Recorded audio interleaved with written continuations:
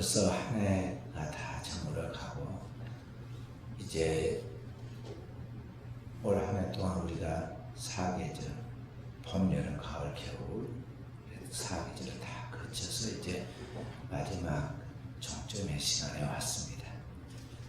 우리의 살아가는 인생도 이와 같이 인생의 네 계절을 거쳐서 봄, 여름, 가을, 겨울과 같은 과정을 거쳐서 결국은 종점으로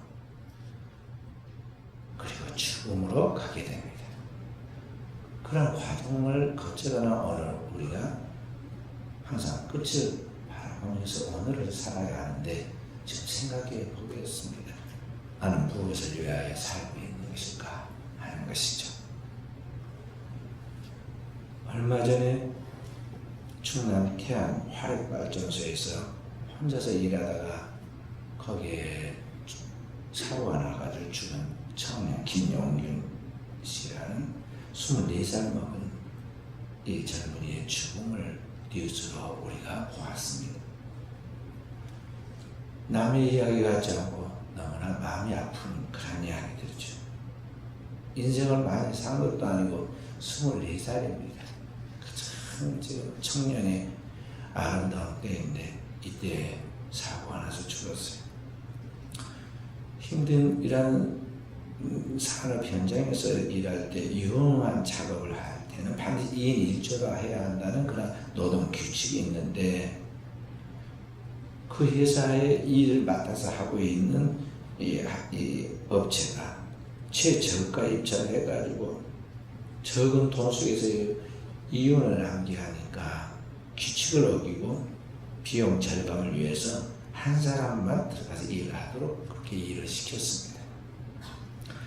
그래서 그날 또 입사한 지 3달밖에 안 된 이 젊은 청년이 그 안에 분진이 날려서 앞도 제대로 보이지 않는 그곳에서 혼자 밤 10시에 들어가가지고 일을 했는데 사고가 났어요. 근데 사고가 난 줄도 모르고 5시간 동안이나 거기에 방치되어 있었고 나중에 5시간 후에 발견됐는데 들어가 보니까 그 이제 물건들을 쭉 운반해 나르는 이 컨베이어 벨트에 끼어서 거기에서 죽었습니다. 그러니까 사고가 나가지고 혼자 들어갔으니까 아무리 공항을 찔러도 누가 들을 사람도 없고 또 그것을 누가 알고 와서 멈춰줄 사람도 없습니다. 그리고 혼자서 거기서 살아보려고 공포 속에서 온갖 몸부림을 다 하다가 결국에는 외롭게 숨진 것이죠. 오늘 우리 사회에 이런 일들이 너무나 비일비재하게 일어나고 있고 오늘 우리 한국 사회의 드라마와 같은 화려한 이면에 실제로 살아가는 서민들의 삶의 이야기가 바로 이와 같은 비극과 같은 이야기들입니다. 인간은 누구나 다 태어나서 결국에는 나이가 많든 적든 간에 정해진 그의 시간이 끝나면 이제는 이 세상을 떠나서 죽음을 맞이하게 되고 죽음과 함께 한 줌의 채가 되어서 이제 땅에 묻히게 됩니다.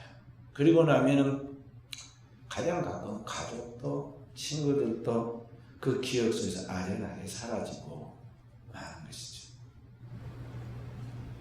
그리고 어떻게 해줄 수도 없는 그런 가운데 있죠.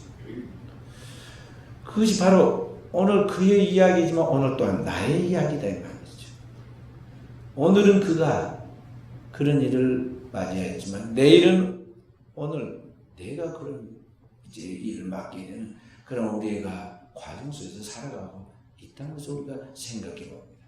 그래서 우리는 그러한 일이 있을 때 다시 우리 자신을 돌아보면서 우리 인간의 정말 죽음이 무엇일까를 생각해 봅니다. 아기가 태어날 때는 온 가족이 희망 속에서 기쁨으로 기다리고 그 아이의 태어남을 기뻐합니다. 엄마의 뱃속에서 태의 문을 열고 아이가 태어납니다. 그리고 이게 언제 자랄까 하지만 어느 날 잘 자라고 부쩍 성장해서 이제 성인이 되고 사회 속에서 일하는 일꾼들이 되었는데 그렇게 지내고 함께 살던 한 사람이 순서 없이 예고하지 아니한 채 어느 날 우리 곁을 떠나고 또 그 강 그 뒷판자즉 우리가 떠나가게 된다는 것이죠. 부모의 몸에서 태에서 이제 이 세상으로 태어난 것 같이 이제는 이 세상의 문을 닫고 다음 세계, 더 다른 영원한 세계의 문을 열고 들어가는 오늘 나의 영혼은 어떻게 될 것인가? 내 육신을 벗어버린 나의 영혼의 상태는 어떻게 될 것인가를 우리는 하나님의 형상과 모양을 가진 지각을 가진 자들로서 생각하고 오늘을 살아야 한다는 것입니다. 그것이 지혜로운 자의 삶입니다. 대부분의 땅에 살아가는 모든 사람들은 죽어서 이제 뼈가루만 가루를 만들어 가지고 함에다가 담아서 거기에 가족들에게 유가족들에게 남겨줄 때 그때서 이제 인생이 끝나가는 것을 실감하게 되는데 그것을 보고 또 저문도 가고 그 가족들 간에 그런 일이 있음을 체험하면서도 우리는 어떤 환상과 잘못된 착각을 갖고 있냐면 나만큼은 이 땅에서 육신을 가지고 내 지금 아직 치매가 오지 않는 나의 이 똑똑한 지각을 가지고 천년 만년 잘 살아갈 것이라는 그러한 자기 자신의 환상을 갖습니다. 그리고는 지금 현재 눈에 보이는 것들, 내 육신의 감각적인 그런 재미와 또 이 육신의 그러한 쾌락과 내가 추구하고 있는 것들에 대한 욕망을 따라서 아주 영리하게 심지어는 영악하게 민감하게 그걸 잘 찾아서 갑니다. 그러면서 하나님 앞에서 궁극적인 나의 생명과 그 내 생명의 결과인 죽음과 함께 이 문제가 어떻게 될 것인가에 대하여 별로 그렇게 진중하게 생각하지 않습니다. 왜 하늘로부터 하나님께서 그의 아들 예수 그리스도를 이 땅에 보내셨고 그분이 골고다 언덕 십자가에서 죽으셔야만 했고 그 흘린 피로 말미암아 우리 인류가 구원받는다고 말씀하셨는지 그의 십자가에서의 죽음과 함께 부활하심이 오늘 나의 생명의 영원한 세계에 들어가는 그 하나님 나라와 어떤 관계가 있는지에 대하여 하나님의 복음과 그 하나님의 사랑과 그 하나님 안에서 우리에게 주시는 그 메시지가 무엇인가에 대하여 우리가 때때로는 나와 상관없는 이야기처럼 그렇게 살아가고 있다는 거죠. 교회는 다녀도 마찬가지. 주님께서 나를 십자가의 피로 내가 아직 주님 알기 전에 만나기 전에 십자가에서 다 영원한 속죄를 통해서 구속해서 하나님 자녀 삼아주신 것에 대하여 엄청난 축복을 받았음에도 불구하고 우리는 거기에 대해서 주님의 뜻이 무엇인지 그리고 나는 어떻게 살아야 하는지 내게 주어진 사명이 무엇인지에 대하여 하나님 앞에 응답적인 삶을 살아가게 하기보다는 여전히 세상 사람들과 똑같이 본능을 따라 내 시간과 정력과 물질을 다 낭비하면서 놀고 먹는 데만 급급하고 세상에 있는 사람들처럼 살아가는 데만 온통 정력을 다 쏟는다. 그러다 어느 날 종말을 하는 거죠. 개인적 종말을 맞기도 하고 우주적 종말을 맞기도 하고 제가 많이 생각하고 재밌으면서도 심각한 이야기인데요. The Frog in the Cat 이라는 책이 있어요. 솥 안에 들어있는 개구리라는 그런 뜻인데요. 밑에 막 뜨거운 불을 타는데 큰 솥에 거기에 들어가서 거기에서 지금 유영하고 있는 수영하면서 즐기고 있는 개구리 이야기. 찾았더니 이게 수영하기 좋게 온도가 조절되어서 따뜻해집니다. 이 개구리는 어느 순간인가 이게 이제 너무 물이 뜨거워가지고 죽을 것인데 그 자기의 종말을 애견하지 못하고 자기가 지금 당면한 현실의 그 즐거움에 그 따뜻한 그 한순간의 재미에 취해가지고 계속 수영하면서 뛰어노는 거죠. 어느 순간인가 따뜻한 그것이 엄청나게 뜨거워가지고 불 하면서 물이 끄는 임계점에 도달하게 되는데 그때 개구리가 얼마나 빠릅니까? 바짝 뛰어서 쏟아 밖으로 나오면 되는데 그때 뛰어나오지 못해. 그래서 순식간에 그 개구리가 익혀서 죽고 만다는 거죠. 오늘 인간의, 오늘 우리의 실체가 그렇다는 것입니다. 오늘 우리가 이 세상 살아가면서 세상을 가지고 놉니다. 이 세상의 재미와 이 세상에 대한 많은 유혹들에 대하여 내가 적당히 즐길 것은 즐기고 내가 버릴 것은 버릴 것이다 생각하면서 자신을 과신하지. 내가 술도 다스리고 노는 것도 내가 컨트롤하고 다 잘할 거라 장담을 합니다. 그런데 절대 그렇지 않잖아요. 그 건강한 생활에서 살짝 우리 목회자들도 이 포도주를 막 이렇게 먹는 분들 계세요.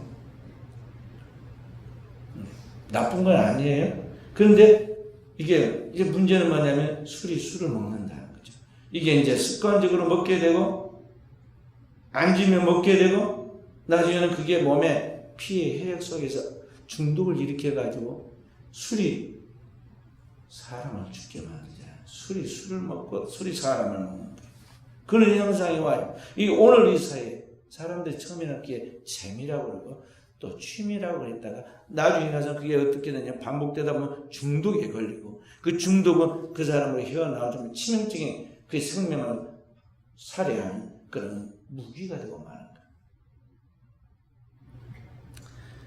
그렇게 살다가 이 땅에 이제 개구리에서 하나님의 형상과 모양으로 지어졌고 이 세상에 가장 아름답고 가치 있는 존재였던 이 인간이 이제는 점점 정신도 육체도 다 부패해져 가니까 이제는 더 이상 존재 가치가 없는 썩어질 몸뚱이가 돼요. 쓰레기가 된다는 거죠. 그럼 쓰레기가 되면 어떻게 해요? 쓰레기는 외부의 힘에 의해서 싹 청소가 돼가지고 소각시켜버리듯이 오늘날 이 땅에 더 이상 존재 가치가 없으면 외부로부터 하나님께서 이제 이 땅을 심판하죠. 오늘 우리를 심판합니다.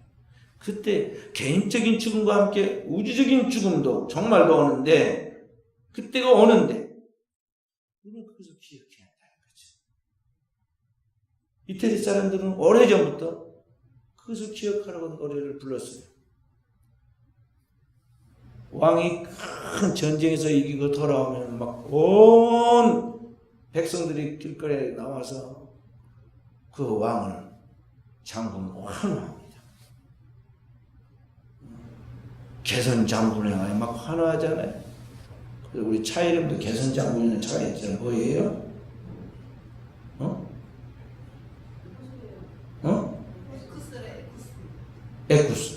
에쿠스란 말이 개선 장군이란 말이에요. 개선 장군. 근데 이태리 사람들은 그렇게 막 그에 대해서 화나세요. 과거에 로마가 세계를 제패할 때가 있었으니까 그때 이야기예요. 그 왕의 뒤에서 종이 하나가 딱 따라가면서 계속 뒤에서 속삭입니다. 뭐라고 하냐? 메멘토 모리란 말은 당신도 죽는다는 것을 죽음을 생각하라. 그런 말. 신 아니다. 당신도 죽는다. 항상 그 죽음을 생각해라. 얼마나 지혜로운. 오늘 우리는 인류의 최후의 심판과 종말뿐만 아니라 우리 개인 일대의 생애에 있어서도 종말이 반드시 오게 되는데 오늘 우리는 우리 자신에 대하여 별로 생각 없이 살아간다는 거죠. 무지하게 살아요. 깨어있어야 한다. 그런 말씀. 그래서 오늘 우리는 이 하나님의 말씀 속에서 우리의 신앙을 다시 한번 점검해보고 깨어있는 신앙이 되도록 해야겠습니다. 오늘 이 본문의 말씀은 두 가지에 우리가 구분을 해보소. 21절부터 23절까지의 말씀, 그 다음 24절부터 27절까지의 말씀 속에서 생각해 볼 수가 있어요. 첫째 21절부터 23절까지의 말씀 속에 보면 주님이 이런 말씀을 합니다. 주님이 오실 때, 하나님의 나라가 임할 때, 그리고 우리의 개인적 종말을 맞이할 때 그날에 많은 사람이 주님 앞에 말하기를 주여 주여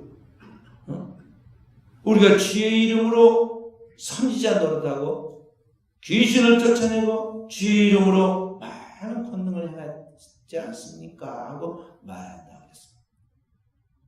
그렇게 주여 주여 하는 그 사람들, 예수 믿는 사람들, 교회에서 막강한 영향력을 행사하고 심지어 능력을 행하여 큰 일 많이 했다는 사람들 다 천국 가는 거 아니다? 그랬어요, 주님. 그리고 더 충격적인 이야기는 주님 뭐라고 하냐면 그날에 내가 밝히 말하기를 내가 너희를 도무지 알지 못하니 나 떠나가라 하고 막 내쫓는다. 그리고 그들에 대해 규정을 하기를 너희는 불법을 행하는 자들이다 하고 이야기한다. 그럼 어찌 된 걸까요? 오늘 여기에 분명히 이 사람들 하나님 믿는 사람들입니다. 교회 다니는 사람들입니다. 교회에서 지도자들입니다. 교회 목사이고 장로이고 권사이고 집사이고 유명한 강사들입니다. 이름만 대면 다 자타가 공인하는 알아준 사람으로 쓰임받았습니다. 근데 주님은 모른다잖아요. 하나님 너는 모른다. 도무지 알지 못하겠다는 거죠. 이게 뭐 어떻게 된 걸까요? 이 사람들이 답답해가지고 자기 PR을 막습니다. 내가 누군지 모르십니까? 방송에 났잖아요. 내가 선지자 이름으로 노릇도 하고 귀신을 쫓아내고 병든 자를 낫게 하고 많은 권능을 행해서 방송 신문에 다 났잖아요. 저 몰라요. 주님 앞에서 자기 PR 하겠지만 주님은 자꾸 이야기하기를 모른다니까. 도무지 내가 너를 알지 못하니 제발 귀찮게 하지 말고 떠나가라. 나를 떠나서 마귀와 그의 수하들을 위하여 예비된 영원한 계획나에 들어가라. 그래서 슬피 없에 이뤄가고 있을 것이다. 그 말씀은 이게 뭐냐 이 말이죠. 그리고 오늘 우리는 이게 굉장히 두려운 이야기예요.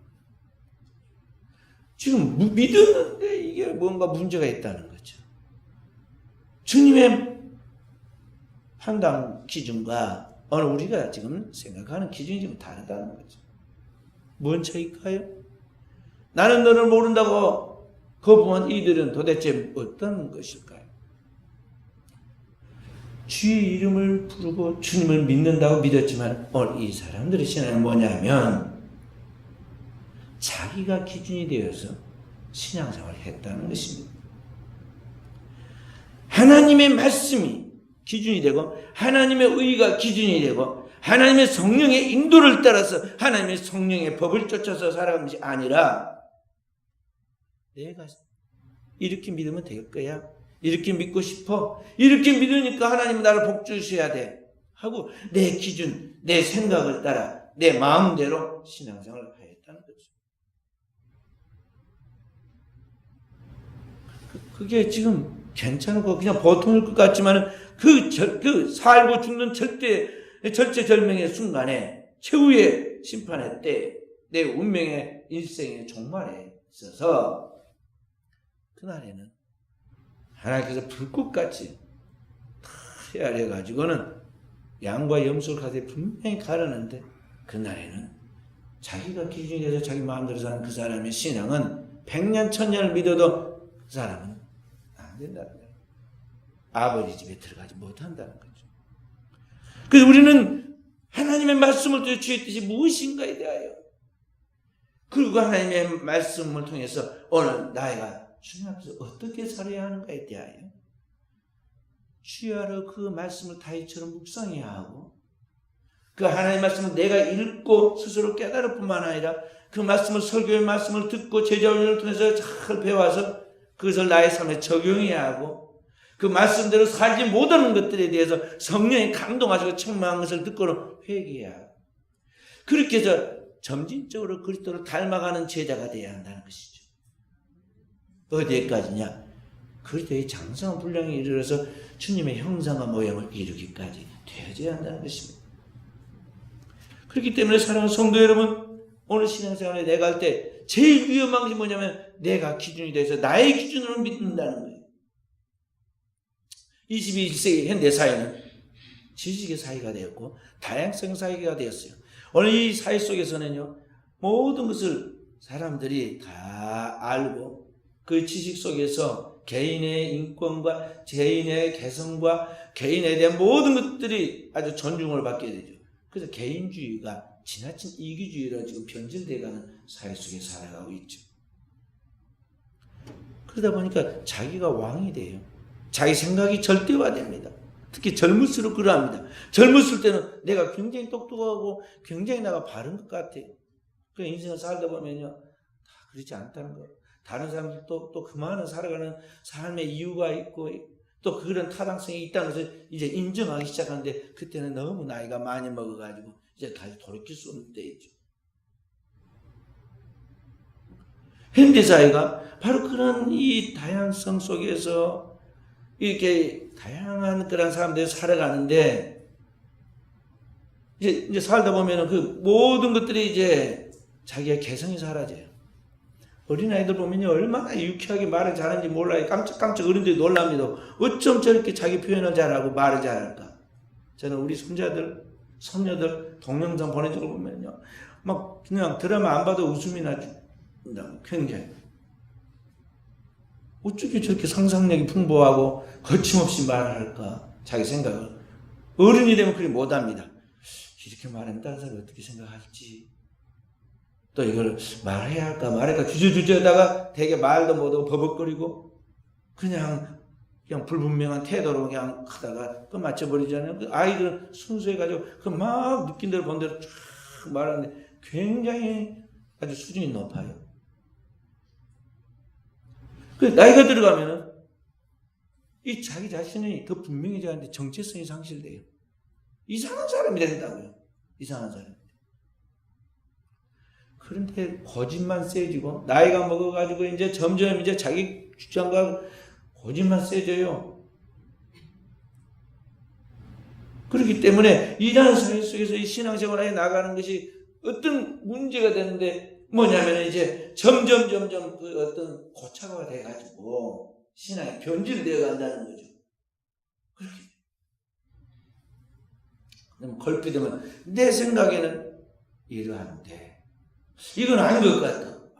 한번 고집이 나오기 시작하면 아무도 돌이킬 수가 없어. 누가 하나 떠나가야지 같이 살기는 거의 어려운 정도가 되고 만다는 거죠. 그래서 현대인들은요, 개인주의와 이기주의가 아주 난무하는 가운데 자기 자신이 절대화되어 있기 때문에, 왕이 되어 있기 때문에 내 기준으로 신앙생활을 해요. 내가 그냥 교회 가고 싶으면 가고, 또 내가 또 바쁠 때는 못 가는 것이고, 내 가는 그래도 최선을 다하는 것인데 왜 저렇게 많은 것을 요구할까? 지나친 기대를 한다 막 하면서 혼자 잘 해석을 하고 말이에요. 그런. 근데 이게 사람들 속에 오늘 우리가 일시적으로 좀 통한 것 같지만 사실 하나님 앞에서 그게 아니다는 거죠. 하나님은 영원부터 영원까지 살아계신 절대 진리시기 때문에 그 진리의 말씀, 그 법대로 나가야 하는데 오늘 우리가 그렇게 살지 않으면 안 된다. 여기 그리스도인으로서 여러분은 신앙이 거룩한 두려움과 부담을 가져야 해요. 오늘 우리는 자기의 기준으로 하나님도 믿습니다. 그래서 처음 교회를 다닐 때 열심으로 믿기 시작하면 그때부터 뭐가 나냐면 내 속에 있는 나의 의의가 나와요. 그걸 다 내가 한 것이고 내 힘으로 한 거죠. 내가 한번 마음 먹고 결심을 가졌기 때문에 하는 것을 생각하고 내가 하다 보니까 그게 다 통하니까 이제는 그것이 절대적인 줄 알아요. 그래서 항상 자기 머리로 생각하고 계산해가지고 말도 하고 행동도 하고 모든 걸 합니다. 근데 이게 하나님 앞에서 보면 그게 올바른 게 아니에요. 자기 의를 가지고 신앙생활을 하면서 모든 걸 하는 이걸 뭐라고 하냐? 인본주의 신앙이라고. 하나님의 말씀이 절대 기준이 되지 않고 자기 생각을 쫓아 나가는 이게 곧 인본주의 신앙이라는 거죠. 이렇게 내가 기준이 하는 모든 것들은 어떻게 되느냐? 오늘 주님께서 24절부터 27절에 말씀하신 것 같이 모래 위에다가 집을 지은 것과 같아서 바람이 불고 창수가 나면 그 집이 무너지는데 엄청나게 크게 무너진다. 무너짐이 심하다 그랬어요.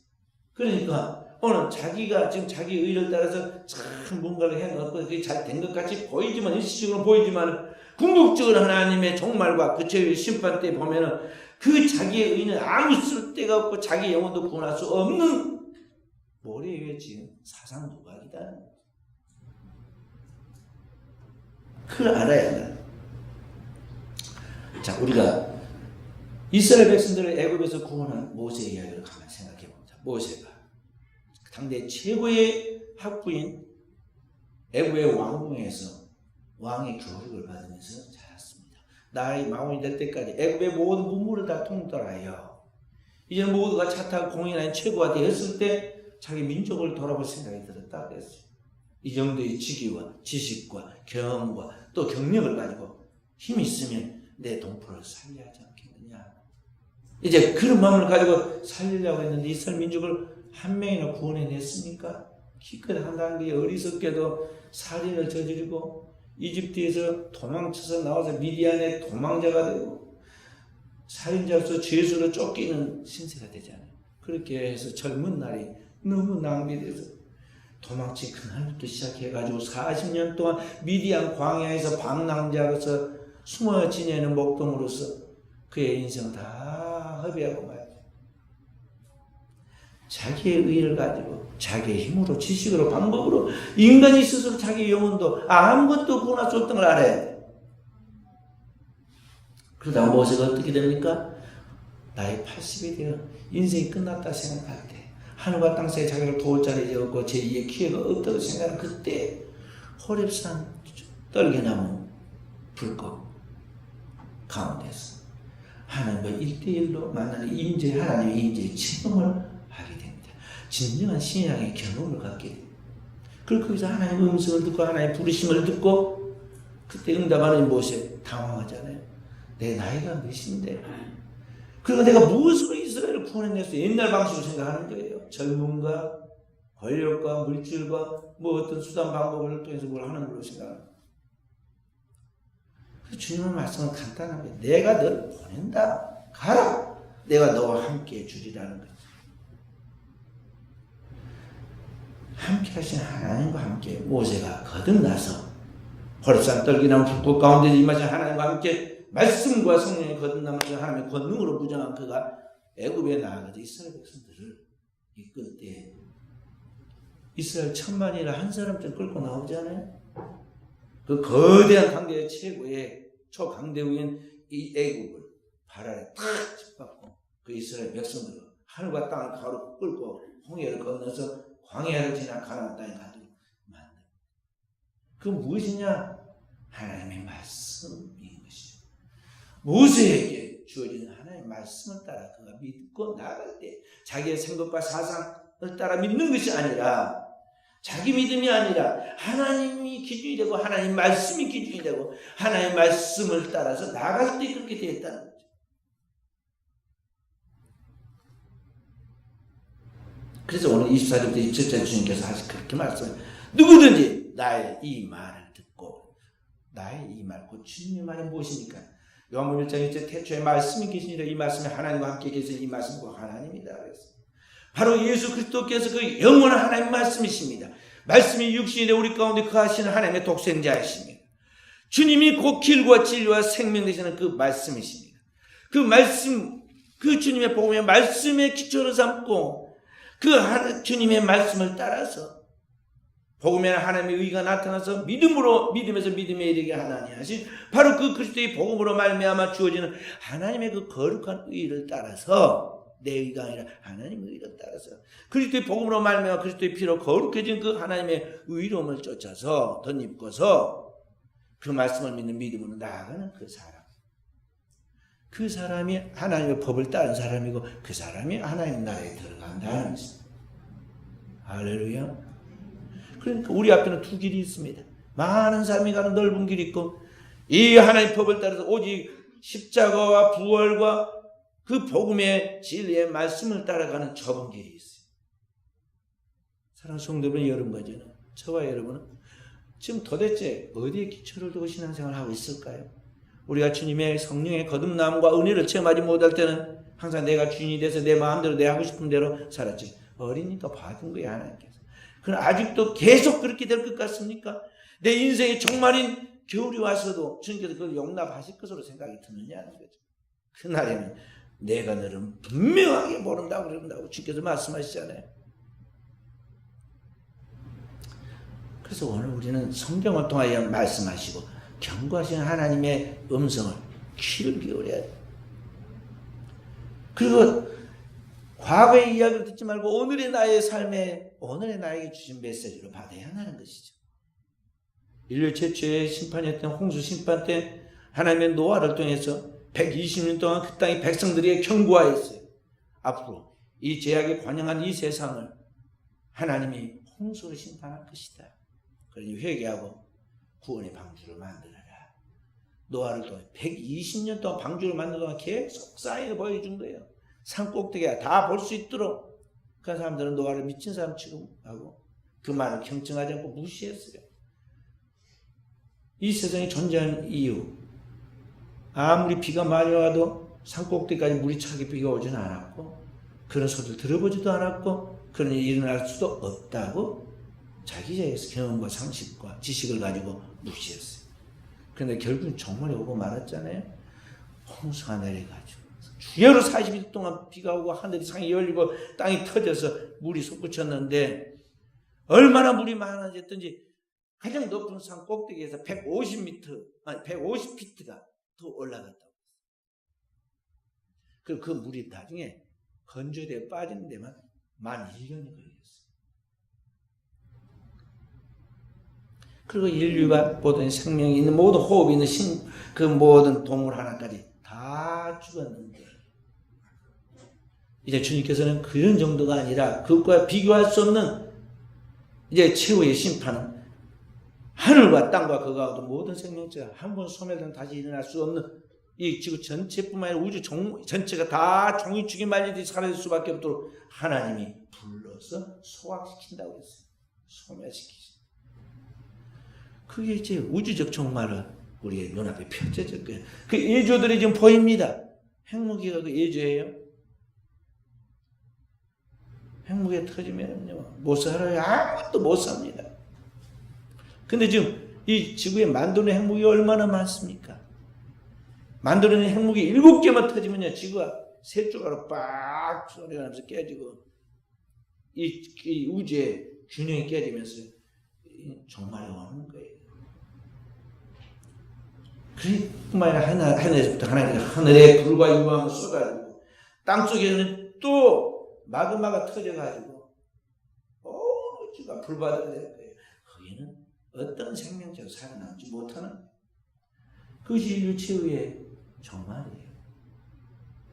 그러므로 오늘 우리는 이 세상에 다 사라지고 하나님이 예비한 새 하늘과 새 땅과 새 예루살렘이 있고 거기에 그 하나님의 새 백성으로 믿는 자가 들어가게 될 것인데 하나님의 어린 양의 신부로서 거듭난 새로운 부활체로서 들어가게 될 것인데 그 땅에 들어갈 백성이 누구냐는 거죠.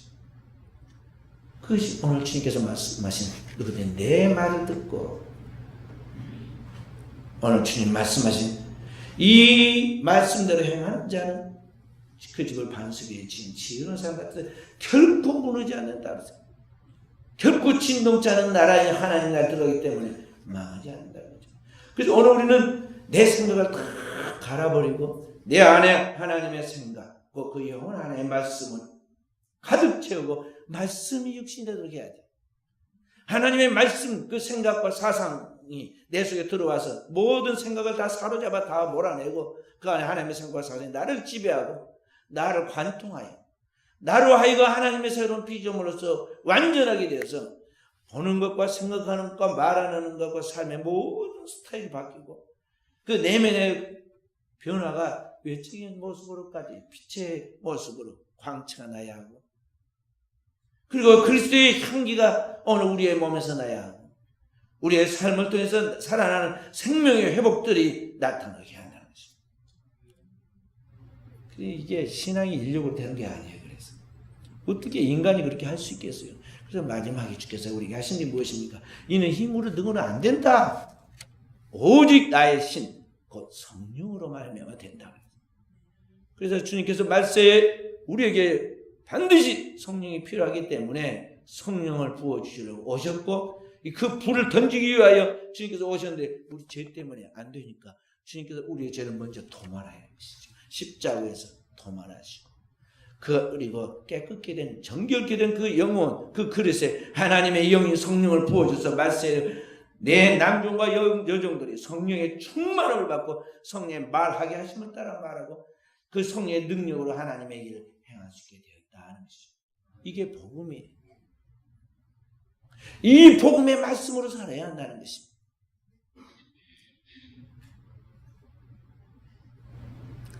그런데 많은 사람들이 이걸 알지 못하고 이 복음을 알지 못하고 이 세상의 논리와 사상, 상식, 자기의 지식을 가지고 자기 마음대로 살다 결국은 그 죄로 멸망하는 거예요.